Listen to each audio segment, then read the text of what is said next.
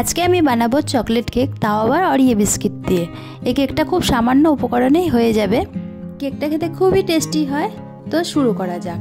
তো আমি প্রথমে নিয়ে নিয়েছি অরিও বিস্কিট। বিস্কিটগুলোকে ভেঙে মিক্সার গ্রাইন্ডারে আমি গুঁড়ো করে নিচ্ছি। বিস্কিটগুলো সব আমার এখন ভাঙা হয়ে গেছে। এবার আমি এগুলোকে ক্রিমগুলো সমেতই গুঁড়ো করে নিচ্ছি। তার জন্য 1 চামচ চিনি নিয়েছি।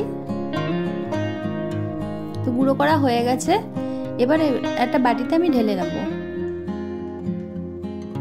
ব্যাটারটা বানানোর জন্য আমি দুধ নিয়েছি। তো দুধ দিয়ে ব্যাটারটা তৈরি করতে হবে। অল্প অল্প করে দুধ দিয়ে ব্যাটারটা আমি তৈরি করে নেব। ব্যাটারটা যেন খুব পাতলা না হয়, মিডিয়াম রাখতে হবে।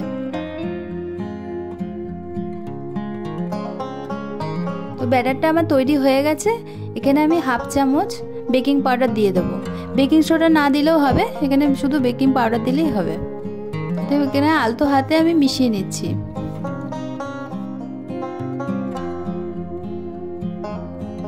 আমি এখানে একটা কেক টিন নিয়ে নিয়েছি আর বাটার পেপার দিয়ে দিচ্ছি। তো বাটার পেপার তোমাদের না থাকলে এখানে কাগজ দিয়ে তেল বা বাটার দিয়ে দিলে হয়ে যাবে। তো ব্যাটারটা আমি এখন ঢেলে দিচ্ছি।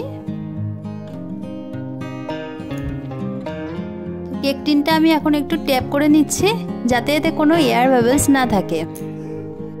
কেকটা আমি কড়াইতে করছি, তোমরা চাইলে ওভেনেও করতে পারো, কিন্তু তার আগে 5 মিনিট প্রিহিট করে নিতে হবে। আর কেকটা আমার তৈরি হতে 30 থেকে 35 মিনিট সময় লেগেছিল। তো কেকটা হয়ে গেছে, আমি নামিয়ে নিচ্ছি। তো কেকটা এখন আমার একটু ঠান্ডা করে নিতে হবে।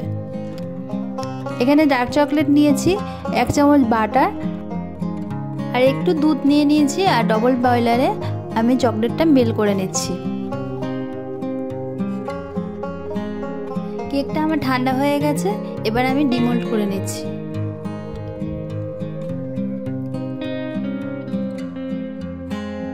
এখন আমি বাটার পেপারটা তুলে দিচ্ছি। আর কেকটা খুবই সফট হয়েছে। আমি যে চকলেটটা মেল্ট করে রেখেছিলাম ওটা এখন দিয়ে দিচ্ছি। চকলেটটা দিলে কেকটা আরো টেস্টি হবে।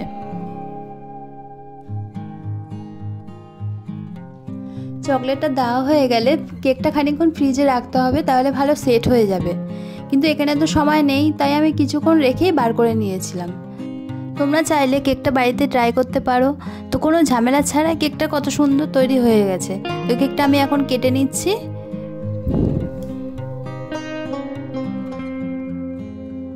কেকটা একদম দোকানের মতো দেখতে লাগার জন্য তো আমি কিছুটা আমন্ড দিয়ে দিচ্ছি। তো একদম দোকানের মতন লাগছে দেখতে।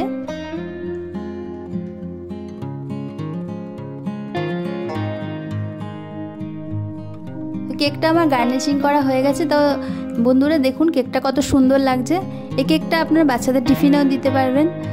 তো আমার রেসিপিটা এখানেই শেষ করছি। রেসিপিটা যদি ভালো লাগে আপনারা কমেন্ট করে জানাবেন।